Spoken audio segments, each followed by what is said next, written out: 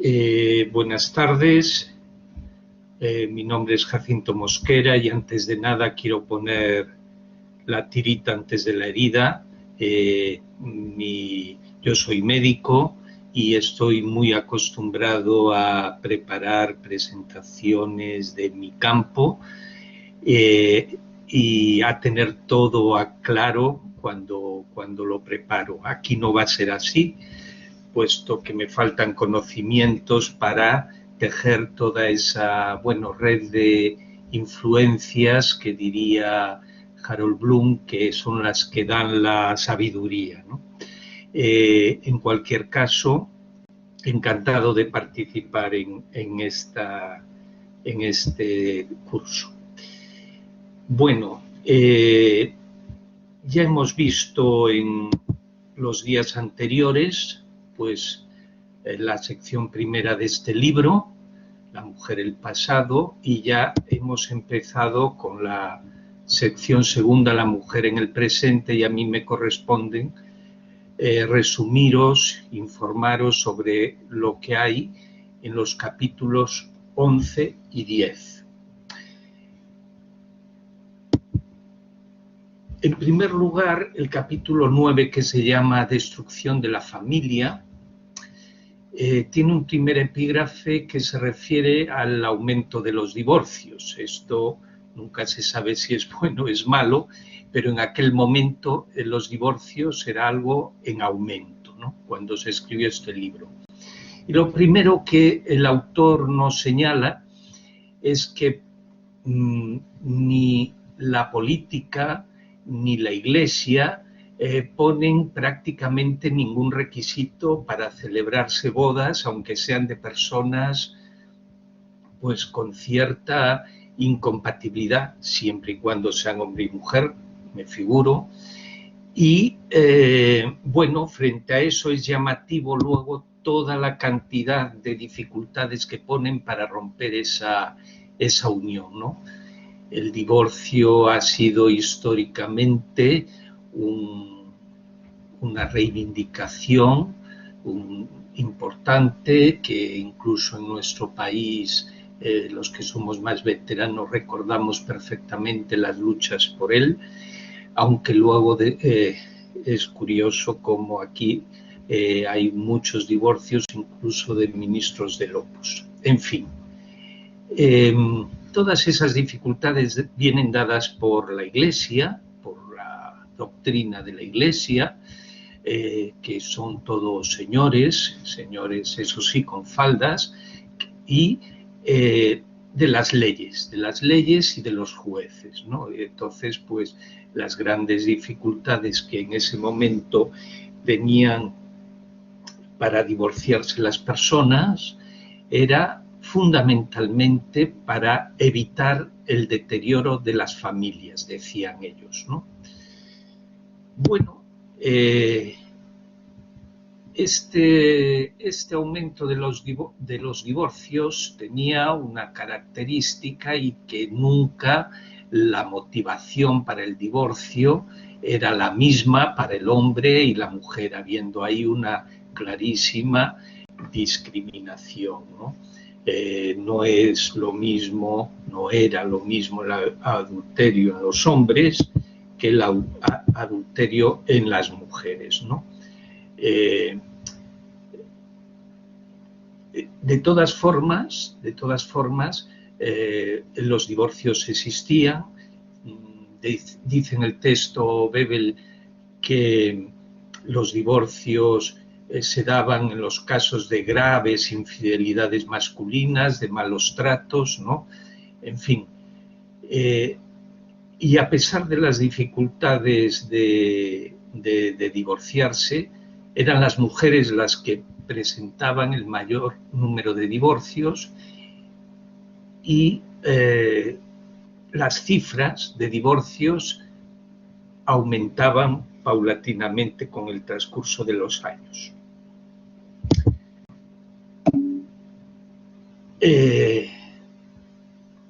Hace Bebel una comparativa y señala que en Estados Unidos se da más el divorcio que en los países europeos, ¿no? O de los países de Centro Europa, en Alemania, ¿no? Que es de donde es él, ¿no? Y esto lo explica por la legislación, evidentemente, pero también porque la independencia de la que gozaban muchas de las mujeres en Estados Unidos permitía que no se intentara, pues, perpetuar en el tiempo, pues, las situaciones de maltrato, etcétera. También compara con Suecia, ¿no? Y claro, en Suecia hay 4 veces más divorcios que en Inglaterra, dice aquí, y que esto se debe a que en un país facilita y en otro dificulta el divorcio, ¿no? Es cierto también, y esto es un asunto interesante desde el punto de vista de la evolución socioeconómica, que la mayor población urbana, la industrialización, las grandes fábricas permitían algo más de independencia a las mujeres y de que pudieran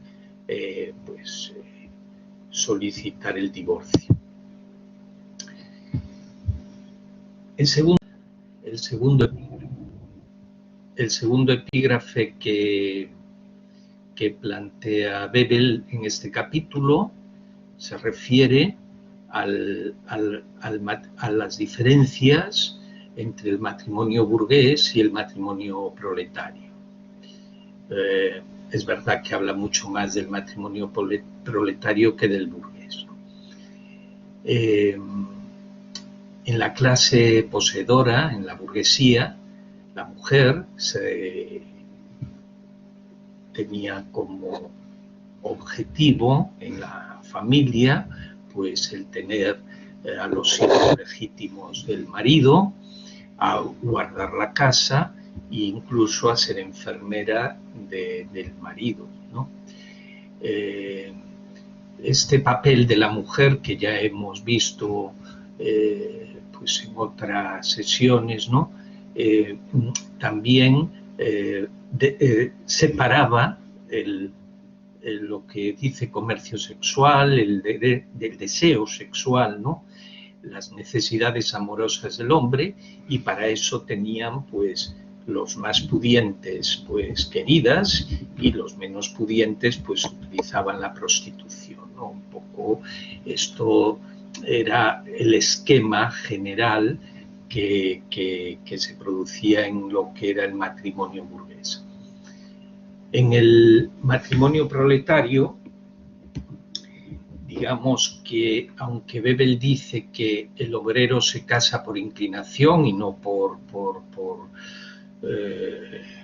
digamos, cálculos económicos, por así decirlo, el matrimonio proletario estaba sujeto a múltiples tensiones, ¿no? Habla de la abundancia de hijos, habla del desempleo, habla de la inseguridad en el futuro, todas aquellas cosas que para las personas que tienen hijos hacen que la vida sea muy distinta, ¿no? Los padres, cuando trabajan los dos, abandonan muchas veces a los hijos en casa, en viviendas insalubres, de mala calidad, ¿no? Sin comodidades, ¿no? Y entonces se vuelven muy tarde a casa, y esto también dificulta el que, bueno, haya una vida familiar con un cierto felicidad, por así decirlo. La mujer, además, cuando llega a casa, pues le queda el trabajo de organizar mínimamente la casa, de coser, etcétera, etcétera, todas las tareas que se denominan domésticas, ¿no? Mientras que el hombre, pues, podía permitirse pues ir a la taberna, era habitual esto, ¿no? Tener un espacio de ocio que en cualquier caso, y por poco que fuera el gasto, era siempre demasiado para la condición humilde, ¿no? Hay una frase que a mí me parece muy importante importante, que es la de que el hombre utiliza lo mejor que puede la libertad que le proporciona la suerte de haber nacido hombre, ¿no? Porque esta es una frase que de alguna forma refleja las dificultades que tiene la superación del patriarcado, ¿no? Cuando la mitad casi de la población pues vive privilegiada, es difícil que renuncie, ¿no?, a esos privilegios, ¿no?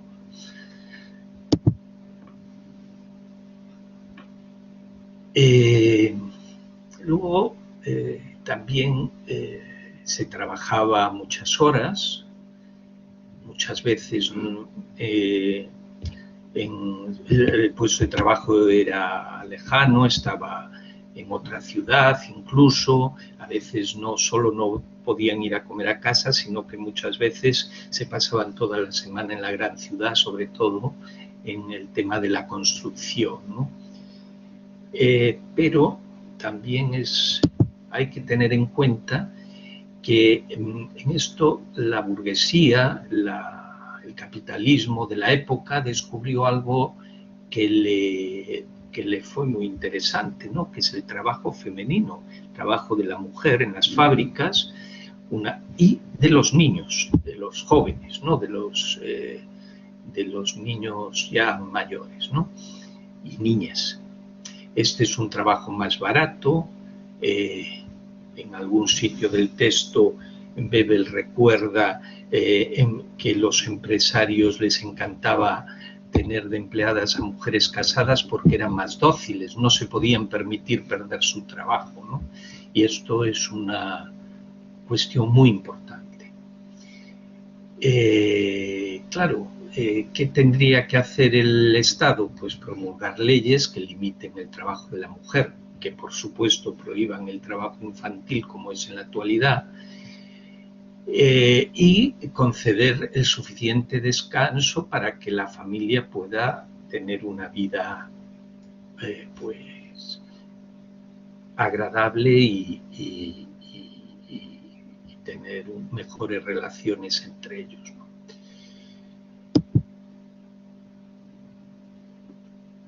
Existe también una cuestión, como es el hecho de que la ocupación de la mujer tenía grandes dificultades, ¿no?, para sus embarazos, para sus partos y para atender al recién nacido, ¿no? Permitirme que cuente la anécdota. Mi familia, mis abuelos eran de estación muy humilde. Mi bisabuela, vendía pescado en el mercado, y las mujeres, contaba a ella, que estaban hasta el último día, apenas les daba tiempo de ir a parir a casa, y a veces al día siguiente, si llegaba un barco de sardina para la fábrica de conservas, pues tenían que volver ya, ¿no? Es verdaderamente una vida de doble, triple trabajo.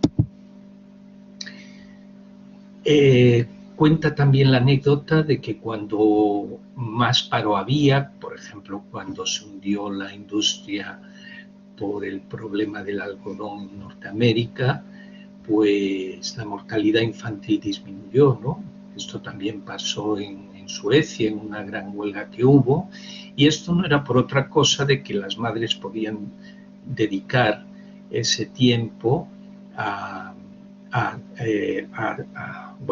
cuidar, a amamantar correctamente, a alimentar, y padres y madres vivían más en la calle en vez de vivir en una fábrica y en una casa que, como decíamos, solía tener unas características muy insalubres, ¿no?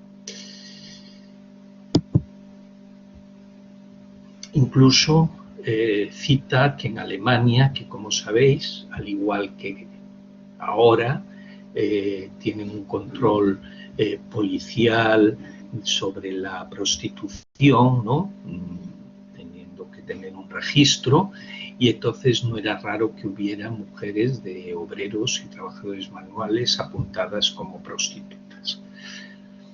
dadas las precarias situación de la mujer en ese momento.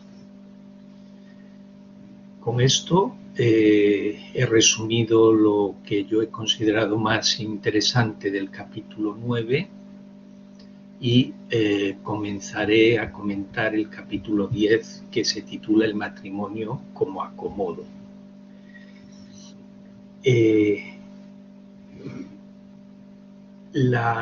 Empieza el capítulo hablando de que, bueno, hay una crisis en el número de casamientos, ¿no? Una crisis que puede ser menor, mayor, según épocas de prosperidad, según épocas de mayor penuria, pero que en general sigue una línea descendente, ¿no?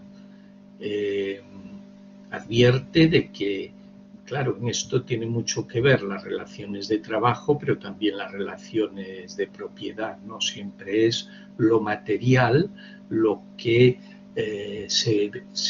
digamos, tiene un efecto, si no etiológico, pues importante de causalidad a la hora de explicar esta disminución de casamientos. Otro aspecto del que habla en este capítulo es temas como el aborto, ¿no?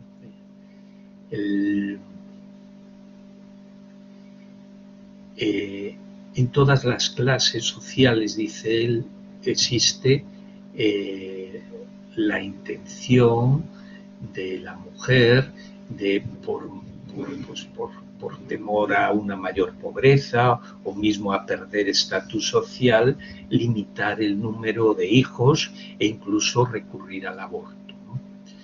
Esto, si bien hay países como Estados Unidos en que ya era legal en aquel momento, en Europa no era así, ¿no? Incluso estaba muy penado por la legislación, ¿no? En países como Alemania, cita él.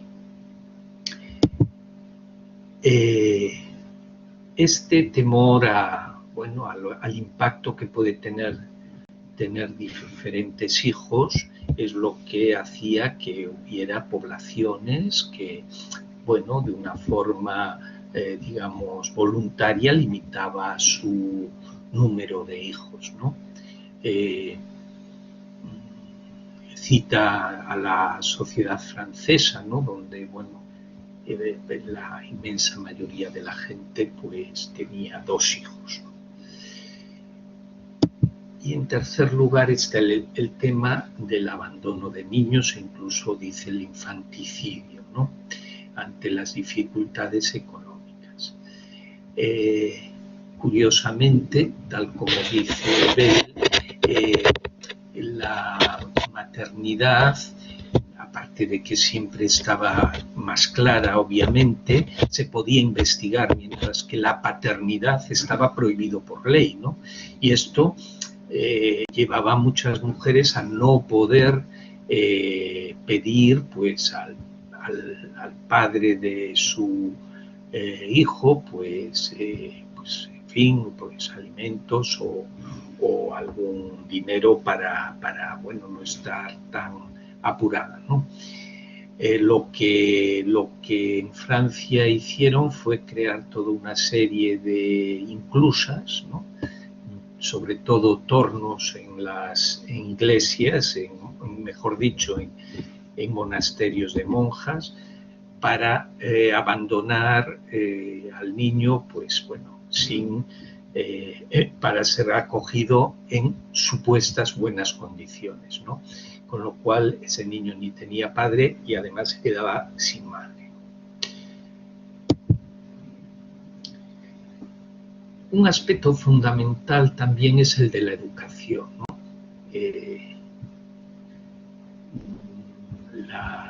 La educación estaba en aquel momento segregada por sexos, bueno, en aquel momento y mucho después. Yo efectivamente soy ya algo mayor, pero yo aún fui al Instituto Masculino de Vigo, ¿no? Y al lado había el Instituto Femenino, ¿no? En fin, aún no había muerto Franco, es verdad. Bueno, esto que conllevaba no solo la separación de sexos, sino lo que es más importante, o tan importante, que es los currículos diferentes, ¿no? Mientras a los niños se les explicaba ciencias, etcétera, a las niñas les enseñaban pues más música, costura, etcétera, etcétera, ¿no? Y esto ya creaba una dificultad muy grande para tener una igualdad, ¿no? Solo la coeducación y la igualdad en el currículum puede hacer que esta situación mejore.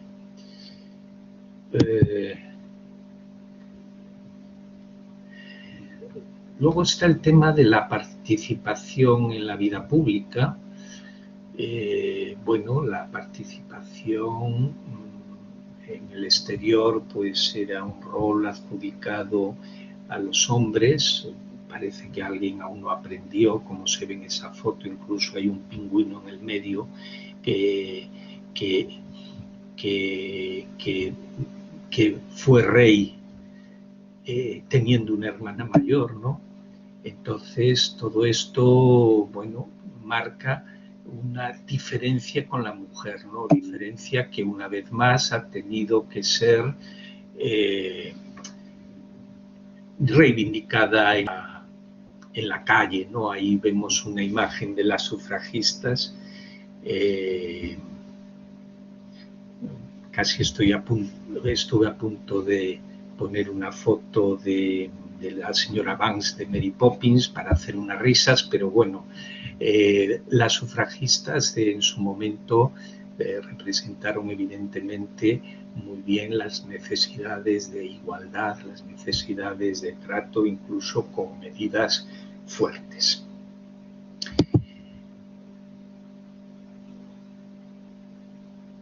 Bien. Siguiendo con el tema de la educación, evidentemente la mujer trabaja en la casa, trabaja fuera, etcétera, etcétera, desde temprana edad y poco colegio puede tener, ¿no? Y aún encima, pues se crea esa diferencia en la educación, unos estereotipos, unas características supuestamente femeninas, como son la preocupación por la moda, la preocupación por el cotilleo, tal, que hacen que, bueno, sean dos mundos muy diferentes, el del hombre y el de la mujer, ¿no? Bebel dice que para volver a un trato natural libre entre sexos, la humanidad tiene que desprenderse de esas nociones espiritualistas e insanas que actualmente predominan acerca del ser humano y crear los métodos educativos que introduzcan una regeneración física y espiritual.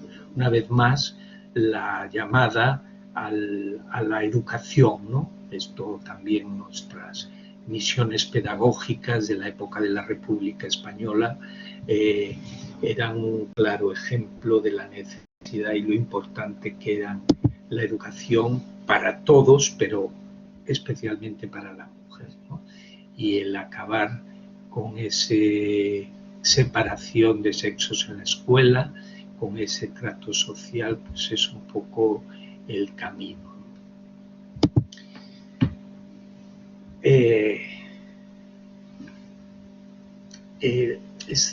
Habla ahora de los asuntos de la dependencia de la mujer, ¿no? Como una de las claves. Y una es la educación, otra es el que se dependa económicamente del hombre para la subsistencia y para todo, ¿no? De ahí lo importante que es que, bueno, haya unas condiciones de vida, tanto para la mujer como para el hombre, pero especialmente la mujer necesita, para salir de esa situación de acomodo que significa un matrimonio, digamos, por conveniencia, pues necesita esa independencia económica.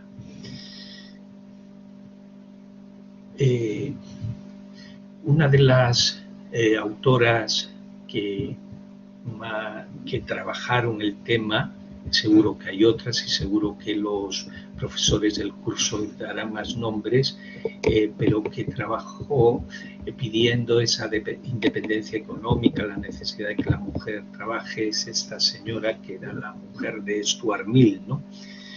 Y que, bueno, escribió libros sobre el tema.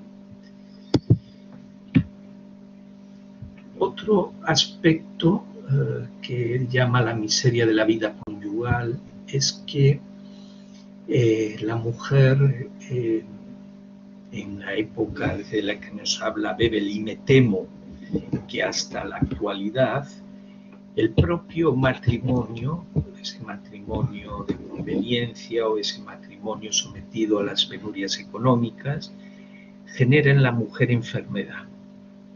Es una enfermedad en sí misma, en definitiva, ¿no? Siempre se hablaba además de enfermedades específicas de la mujer, ¿no? Como la histeria, como el nerviosismo, como la ansiedad.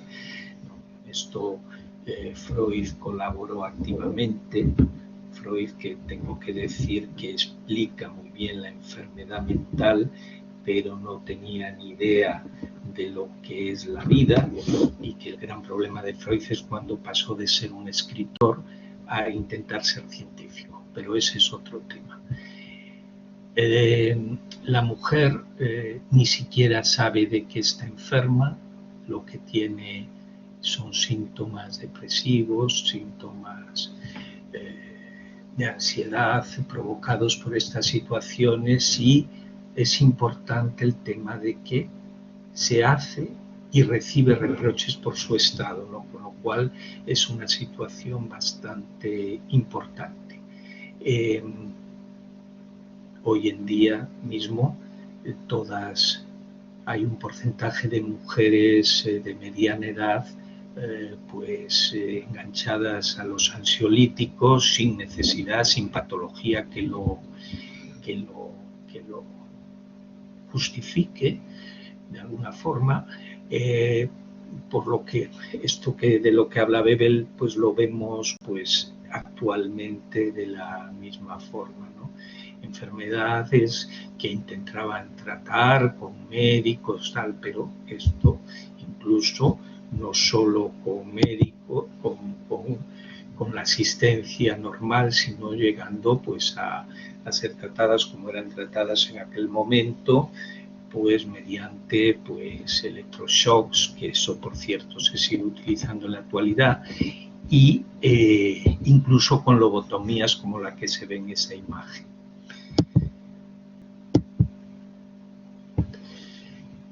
Bueno, esto es lo que he preparado para que supierais de qué van estos dos capítulos. Os agradezco la atención y espero no merecerme ese regalito de mis oyentes. Pues muchas gracias, Jacinto. Ahora abrimos, como siempre, el turno de palabras. Si alguien quiere hacer alguna pregunta, comentario. Ahí nos comparte David por el chat 2 vídeos sobre marxismo versus psicoanálisis. Dice, primero centrado directamente en la cuestión y el segundo dentro de un marco más amplio.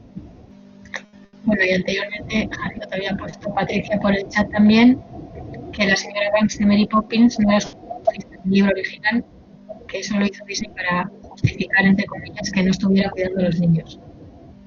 Bueno, pues gracias por la precisión, Patricia. Pues la verdad es que lo desconocía. Simplemente que siempre me pareció muy sorprendente que que saliera una sufragista en una película de este tipo, ¿no? Pero bueno, es bueno saberlo. Y sobre el tema del psicoanálisis y el marxismo, me leeré esos vídeos porque tienen, desde luego, es muy interesante cómo el psicoanálisis ha explicado la enfermedad mental, ¿no? No la ha curado, porque ese es otro gran tema, ¿no? Pero sí ha explicado mucho de ellos. Pero el psicoanálisis, desde mi punto de vista, es mucho más literatura que ciencia. Sí, David, adelante.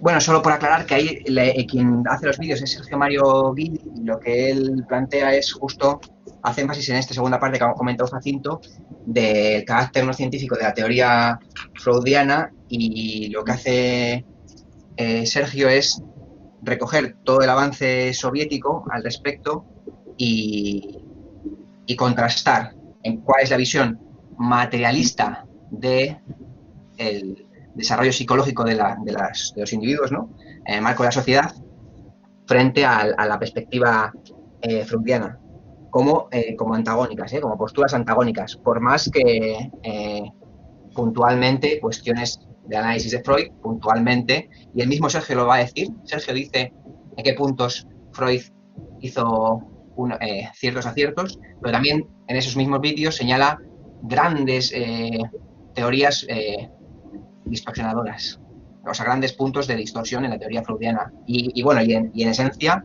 un antagonismo con respecto al marxismo. Que yo no soy ningún experto, ni mucho menos, yo solo me remito a esos vídeos, y esos vídeos son un punto de partida para seguir, claro. Gracias, Esti.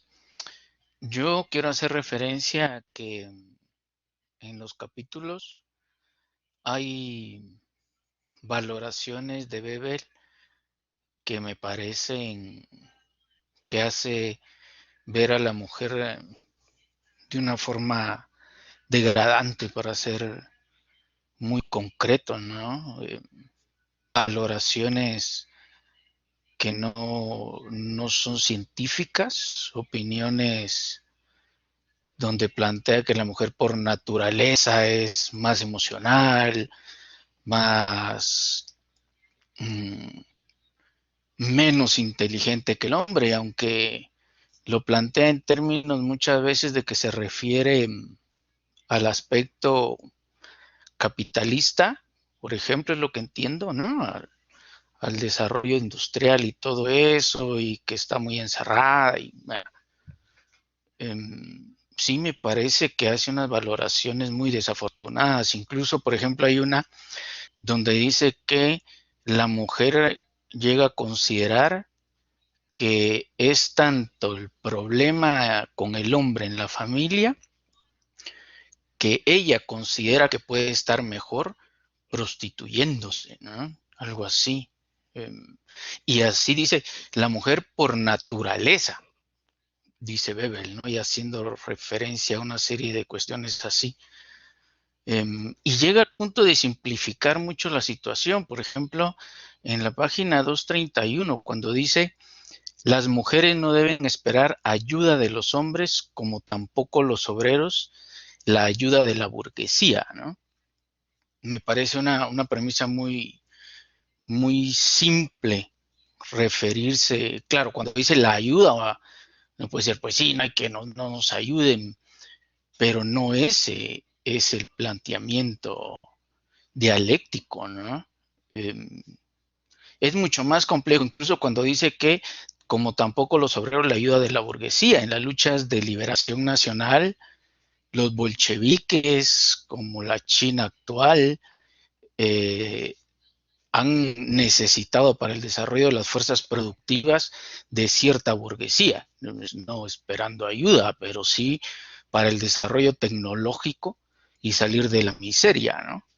Entonces me parece que es mucho más complejo que valoraciones de este tipo, y sí me dejó un sabor amargo muchas de estas valoraciones, que me parece que es importante también analizarlas, ¿verdad? Y que no se deje pasar. Solo.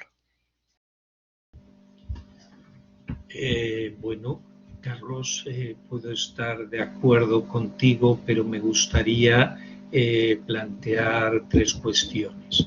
En primer lugar, tenemos que, cuando se leen estos textos, probablemente tenemos que tener en cuenta el contexto en el que se produce, ¿no?, el texto. En segundo lugar, efectivamente, entiendo yo que cuando Bebel habla de la inteligencia menor de la mujer, que es una frase que choca, yo la he reinterpretado, a lo mejor he estado confundido, como menor conocimiento, no temas de inteligencia en sí. Yo creo que precisamente lo que ha influido en esos menores conocimientos, en esos menores, digamos, posibilidades de promocionarse, pues desde el punto de vista profesional o social que tenía la mujer de aquel momento, lo señala claramente a la educación recibida, a esa educación segregacionista y con diferentes currículos, explican pues esto, no quiero pensar que no se refiere a la menor inteligencia de la mujer como el concepto de inteligencia tenemos ahora, ¿no? Efectivamente, dices bien que hay frases que llaman la atención, ¿no? Igual que la mujer es por naturaleza emocional. Yo creo que él mismo señala claramente cómo esas, digamos, características femeninas vienen dadas por la diferente educación. Yo sigo insistiendo en que para mí el acierto viene por señalar a la educación como la causa y a la vez la posible solución del problema.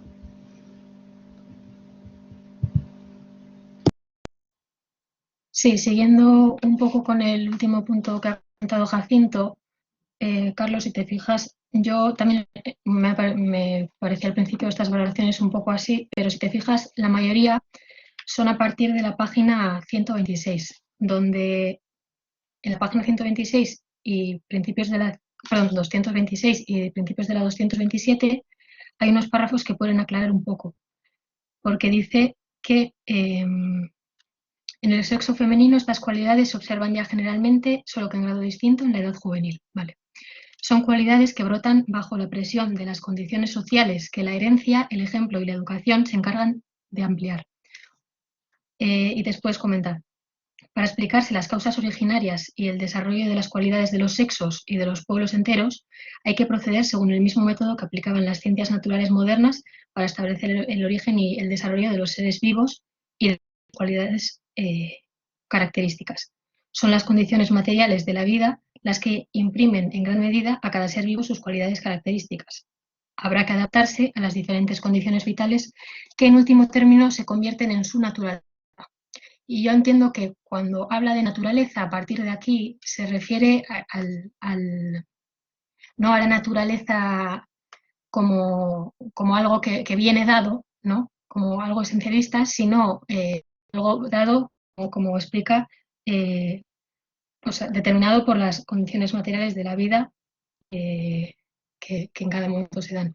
Y además me parece que tiene sentido hacer esta interpretación, no sé qué pensarás, porque ya te digo que me parece que a partir de ahí vienen todas esas apelaciones a la naturaleza de la mujer o a las características que le vienen dadas por la naturaleza.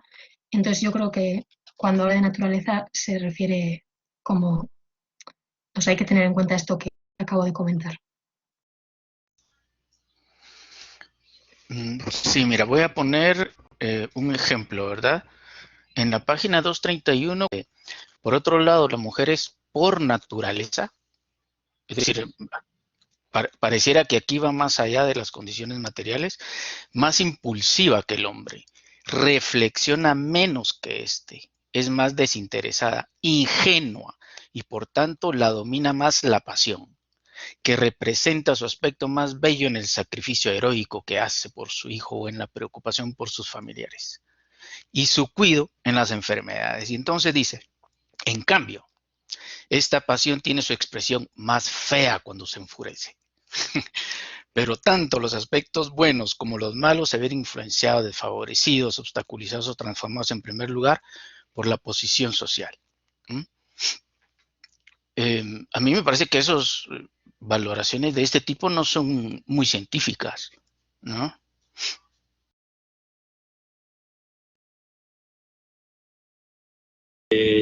Carlos, yo sigo insistiendo en que efectivamente hay frases que pueden rechinar, pero que precisamente yo creo que Bebel da también por así decirlo, la solución, ¿no? Pero no quería tampoco dejar de lado un comentario que has hecho que yo creo que es muy interesante, central quizá, como es el de la frase donde dice que la mujer no debe esperar del hombre ayuda como no la puede esperar el obrero del burgués, ¿no? Bueno, esta es una interesante y central debate, porque muchas veces, lo tengo que decir así, en debates, ¿no? Sobre feminismo, pues no, es que la contradicción es entre hombre y mujer, ¿no? Es decir, los hombres somos también culpables o somos los culpables, ¿no? Yo creo que esto es un comentario que además en el propio texto Bebel lo amplía un poco cuando afirma que el hombre se siente cómodo con sus privilegios, ¿no? El hombre se siente, bueno, no le vas a pedir que se baje del pedestal fácilmente, ¿no? El machismo, todos lo sabemos, es muy cómodo para el hombre, ¿no? Entonces, los hombres, lógicamente, que pretendemos ser feministas, que pretendemos pues esa igualdad y ese acabar con el patriarcado, tenemos que ser también conscientes de que somos sujetos en esa contradicción, ¿no? Por supuesto que hay sectores de la burguesía, pequeña empresa, etcétera, etcétera, que son aliados, pueden ser aliados de la clase obrera en su lucha por conseguir el poder, ¿no? Eso es evidente, pero no vamos a pensar que el burgués, sobre todo el gran burgués, va a ceder con facilidad ese poder, por muy justas que sean las reivindicaciones del obrero. Sigue viendo la diferencia entre el modelo de familia que establece la burguesía como dominante, que es al que, bueno, pues critica y analiza de una forma, sigue analizando de una forma detallada, y luego como este modelo pues no se puede aplicar al pie de la letra prácticamente a la existencia real del proletariado y de las clases pues que se tienen que trabajar para poder vivir y que viven de su trabajo. De hecho, en la relación entre la mujer y el hombre dentro del proletariado, en el propio texto habla que es una relación más favorable, en el sentido de que ambos reconocen que los dos tiran de la misma cuerda y que para su porvenir humano no hay más que un medio, la radical transformación de la sociedad que los convertirá a todos en seres libres.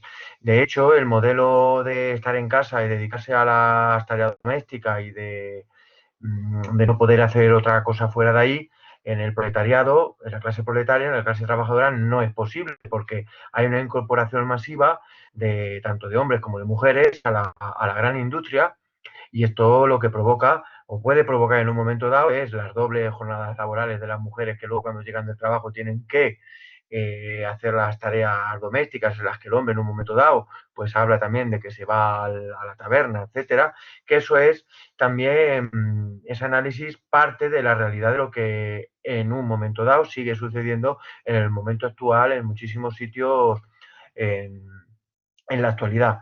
Por lo cual, yo también creo que con un carácter general, aunque Bebel en un momento dado puede tener párrafos, ya lo veíamos también en la sesión anterior, que bueno, pues nos pueden chocar o nos pueden rozar en un momento dado. Yo que entiendo esa perspectiva, Bebel además es como cualquiera de nosotros, es un hombre de su tiempo que tiene una perspectiva, aunque está claro que con el texto lo que queda claro que tiene una perspectiva muy avanzada, porque se hablan y se analizan cuestiones que, bueno, pues que ahora el decirlas, el hablarlas y el defenderlas, pues sería estar en la vanguardia del movimiento feminista en muchísimos sitios actualmente en el mundo. Ahí incidir también en que puede ser que cuando analiza la familia de la relación del hombre y la mujer en el proletariado, también insiste en la diferencia entre las mujeres y el hombre, por ejemplo, en el cuidado de los niños, cómo los hombres pues se desentienden y en gran medida en carácter general se sigue desentendiendo y dejando esas tareas para las mujeres, pero también esta parte es una parte de que el hombre del proletariado, el hombre y la mujer, la clase proletaria, viene, aunque la crea la gran burguesía, pero es un continuo de la cultura del anterior, de etapas anteriores, de siglos y de siglos de desarrollo, de costumbres, de tradiciones que no se rompen en un momento dado y que habría que ver, como se ha hablado también en alguna sesión, cómo de haber seguido el socialismo soviético avanzando a lo largo de los años, y no,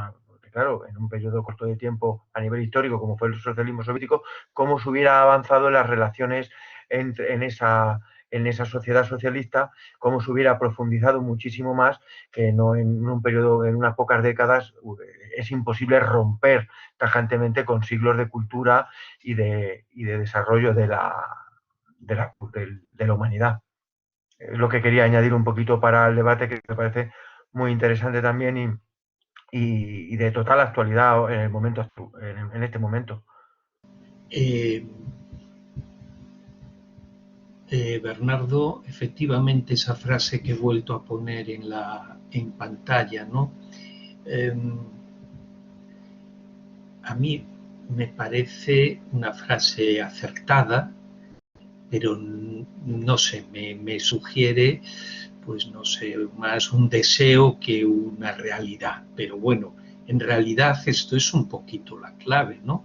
De que los dos sexos tiren del mismo lado de la cuerda y que solo la transformación de la sociedad convertirá a la mujer y al hombre en seres libres. Esto yo creo que es un poquito naif, pero bueno. Volviendo a lo de Carlos, que ha insistido en el chat de que hay afirmaciones de Bebel que no son científicas, claro, esto no puedo más que estar totalmente de acuerdo, ¿no? Evidentemente, todas las afirmaciones de este libro, me atrevería a decir del libro o de lo que yo he leído del libro por ahora, no sé, en muchos aspectos tienen un carácter más, no sé si llamarle divulgativo, ¿no? O digamos facilitador, con un lenguaje accesible, que el rigor científico que hemos visto, por ejemplo, en textos como los de Engels, ¿no? Sobre el tema de la familia, ¿no?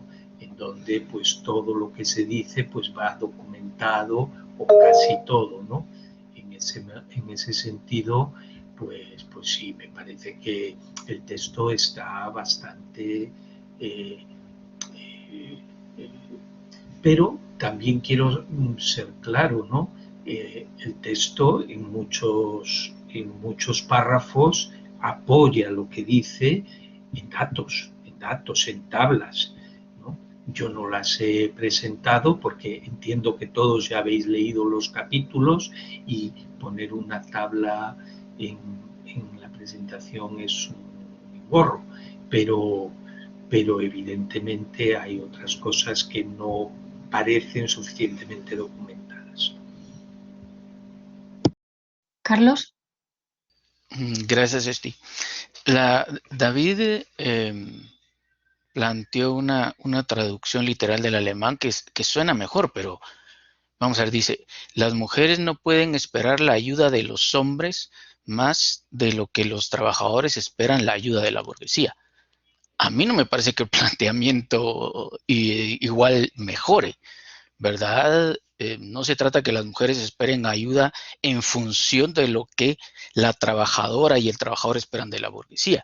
Es decir, como proletarios podemos ir muchísimo más allá en relación al dominio de la mujer para caminar juntos y juntas al respecto, no en función de no en la comparación de si eso está acorde a la burguesía, planteándolo como en términos dialécticos, ¿no? Es decir, lo que logremos de la burguesía como proletario va a ser lo que se va a lograr con las mujeres.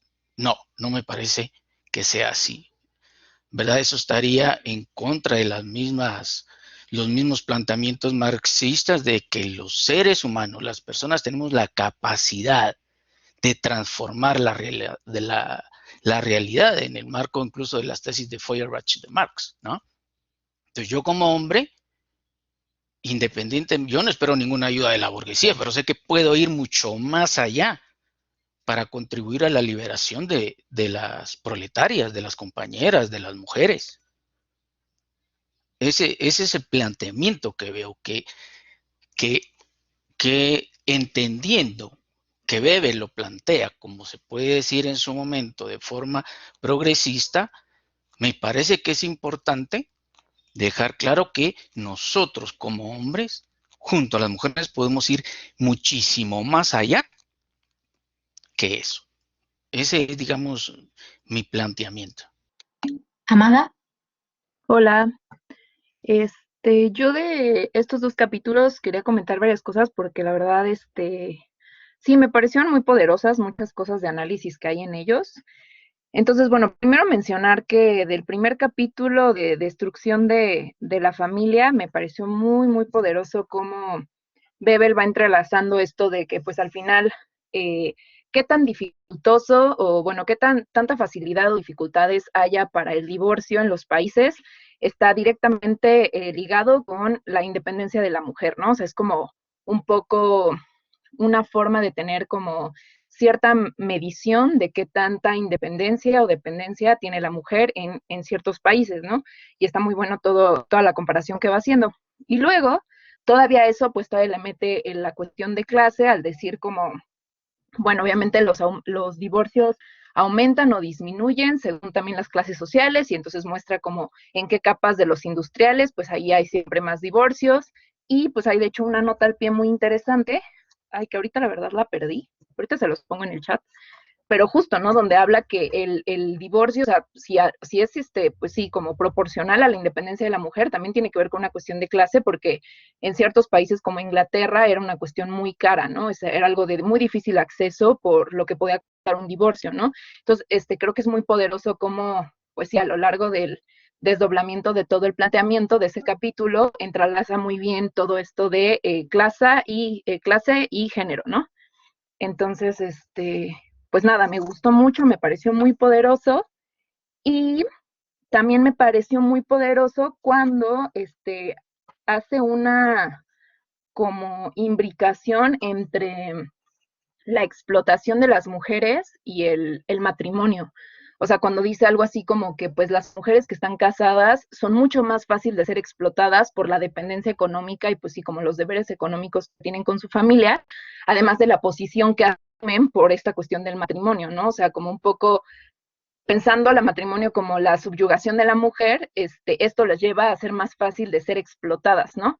Y de hecho pone también una nota al pie de unas cuestiones de cómo un capataz prefería solo contratar mujeres porque era más fácil explotarlas y hacerlas trabajar mucho más. Entonces también pues ese análisis me pareció buenísimo. Y respecto a la frase que se ha estado comentando mucho, bueno, a mí particularmente esa frase me gustó muchísimo, me pareció muy poderosa, porque pues yo creo que, o sea, que justamente, o sea, me gusta que Bebel haga un poco un llamado, o sea, es que creo que también podemos hacer una distinción entre como el diagnóstico teórico que Bebel avienta, que eso sería distinto tal vez al proyecto político o de partido que ya tendrían tal cual como organización ellos, ¿no? Porque, o sea, sabemos que en cuanto a, pues sí, como agenda política, siempre van a proponer una lucha conjunta, ¿no? De proletarios y proletarias, pero me gusta mucho que en el diagnóstico pues haga esta comparación, como de no, las mujeres no pueden esperar ayuda de el soberano, ¿no? O sea, como, porque justamente el soberano, pues nunca le va a convenir perder sus privilegios, ¿no? Entonces, no se puede esperar de ellos esta como acción política, y me gusta mucho que haga como un llamado a las mujeres como sujetas políticas, ¿no? O sea, como que diga, nadie más que ustedes mismas son las que pueden, pues sí, como tener en sus manos esta problemática. Entonces, a mí más que problemática me parece muy buena, y justo creo que va a haber una distinción entre el diagnóstico y ya la acción política concreta, ¿no? Que de igual forma, con lo de la burguesía, pues, la pues el Partido Socialdemócrata Alemán y ya luego el comunista, en muchas ocasiones, aceptaba reformas, pues sí, reformas a las leyes que les convenían como partido, aunque obviamente ese no era su horizonte. Entonces creo que es algo más o menos en el mismo sentido. O sea, obviamente el horizonte es uno, aunque pues en la agenda política pues claramente puede haber pues sí, movimientos como de agenda política que son convenientes al partido, que obviamente no se van a negar, ¿no? Y, y bueno, creo que ya, solamente hasta ahorita, pues sí, creo que solo comentaría eso. A ver si ahorita me acuerdo de otra cosa. David. Tiempo a encontrarla, a ver si la voy a seguir buscando ahora, de una página en la que, del quehacer de Lenin, en la que dice: nuestro partido cabe gente de todas las clases siempre y cuando siga la línea del interés de la clase obrera, que tiene que ver con esto que estaba comentando Amada, de diferenciar entre diagnóstico y quién sigue ese diagnóstico. Y por otro lado, el hecho de que cierto militante, ¿no? Pueda estar también participando en la medida de sus capacidades por acabar con la desigualdad entre los sexos o con la dominación o opresión de la mujer, no significa que el conjunto de la sociedad esté con condiciones materiales y condiciones ideológicas en las cuales esa dominación está existiendo, y el conjunto de los hombres y el conjunto de las mujeres están en posición diferente, y por lo tanto el propio movimiento comunista ha hecho desde sus orígenes no, pero en cuanto comenzó a madurar a finales del siglo XIX, ha hecho un movimiento comunista femenino o un movimiento comunista de mujeres, que luego vamos a leer a Clara Zetkin, porque hay toda una serie de trabajo que hacer, hay unas dificultades propias, hay que llegar a cierta gente, y ahí no todo el mundo puede actuar igual. Del mismo modo que no puede Engels entrar a un sindicato a organizar directamente una fábrica, porque no es posible, pues tampoco es posible que una serie de hombres se dediquen a organizar las luchas específicas de las mujeres, etcétera, etcétera, ¿no? Y también pienso que esta cita no habría que aislarla del párrafo. En mi opinión, lo que el párrafo está aclarando, o sea, quiero decir, no es una cita para aislarla y ponerla como proclama, porque a partir de ella se podía argumentar la división entre no el hecho de que haya dentro del partido una organización específica, o sea, una serie de suborganizaciones dentro del partido que hagan trabajo específicamente sobre la cuestión de la mujer, que es lo que propone Lenin, Zetkin, etcétera, sino que se podría llegar a argumentar que hay que hacer dos partidos, ¿no?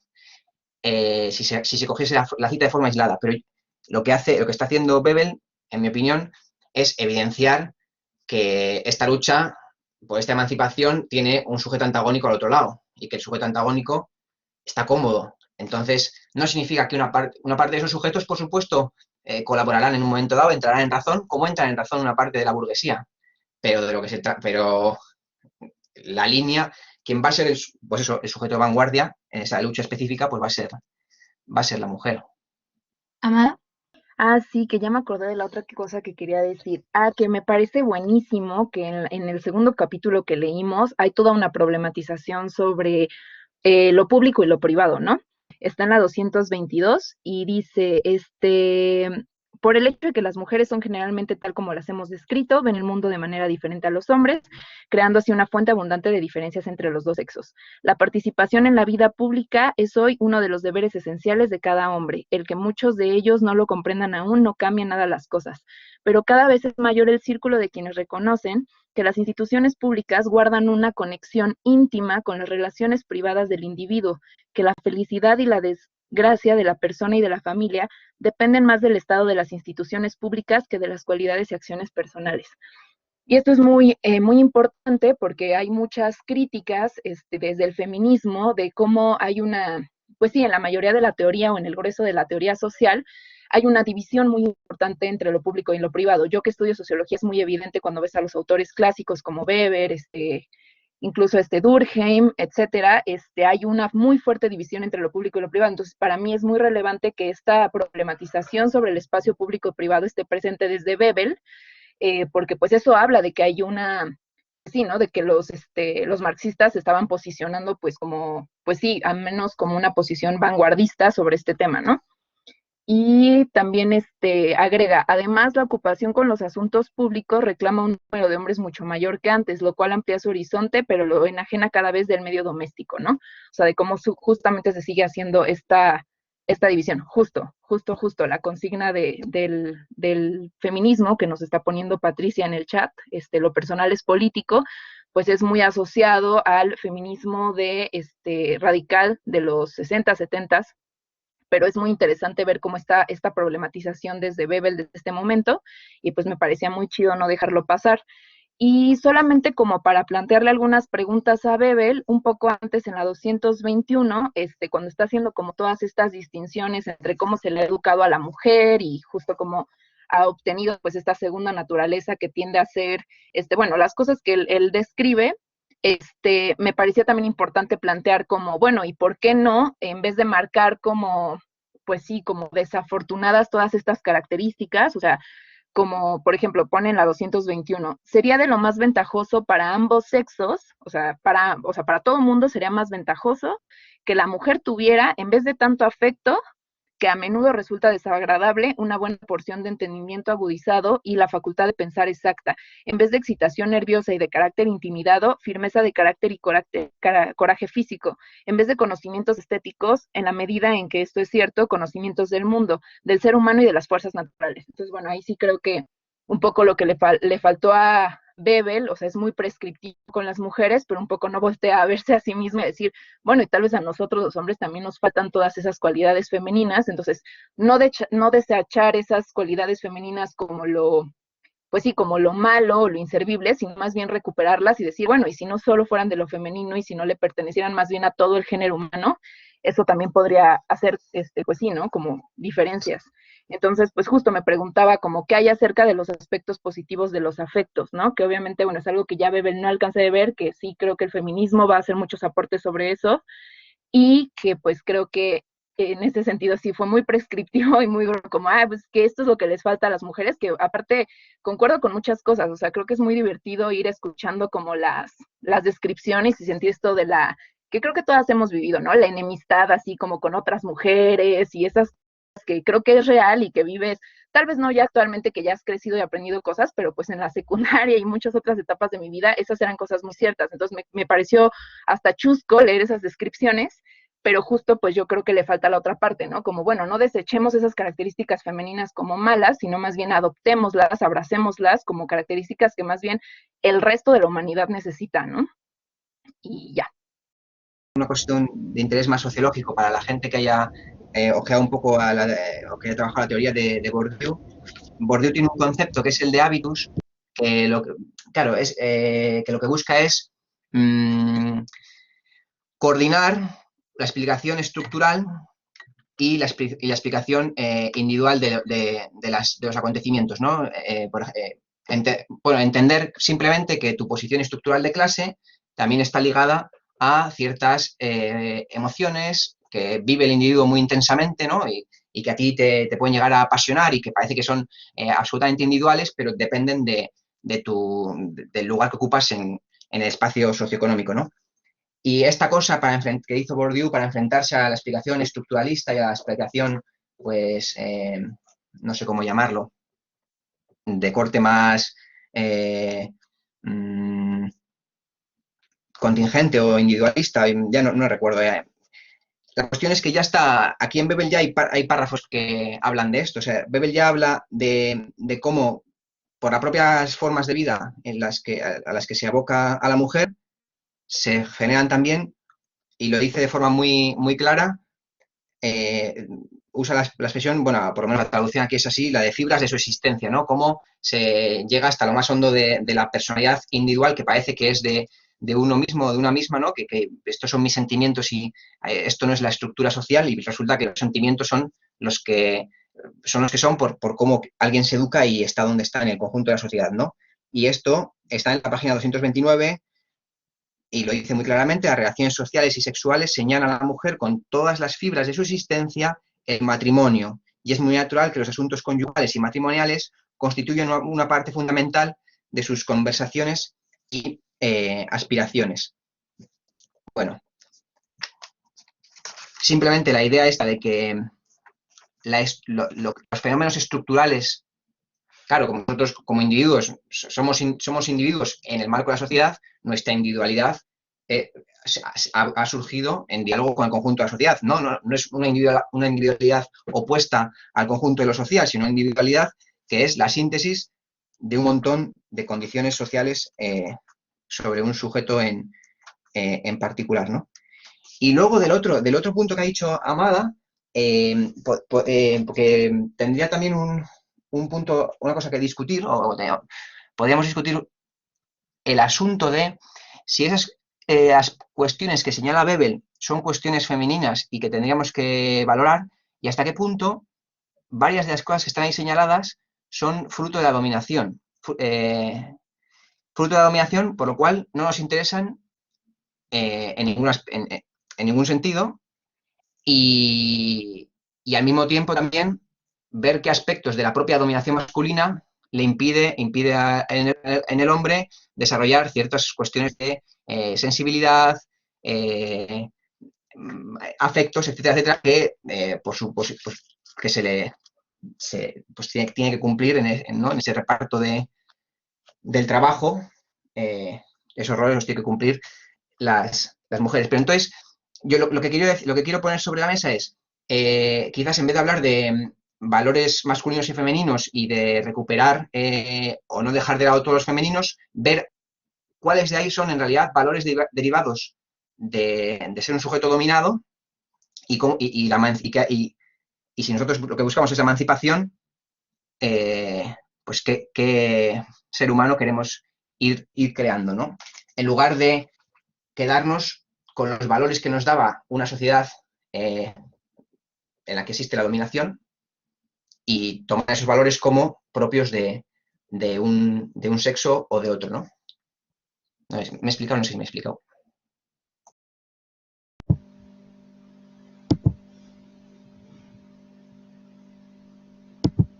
Sí, Jacinto, adelante.